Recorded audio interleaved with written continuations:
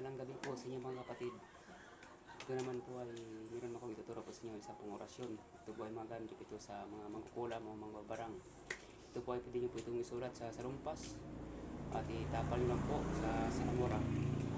Kung mataas na po yung antas ay sigurado ay mamamatay po mga kapatid ang isang mangkukulam o isang mga barang. Pag mataas na po mataas na po yung spiritual, yung mga kayanan, ay sigurado po ay mamamatay po. Kung hindi po sila mamamatay 100% ay gagaling po ang inyong pasyente. Ito po ay ihip lang po ito sa bunbunan o sa puyo o pwede din sa isang basong tubig.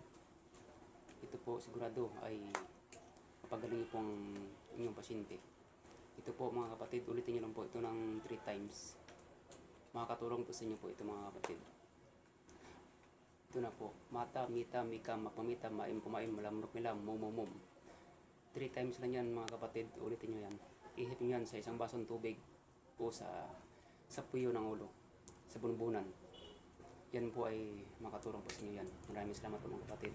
Pwede yan, i-transfer nyo yan sa, sa notebook upang mabasa yun. Maraming salamat po mga kapatid. Ladies and more po.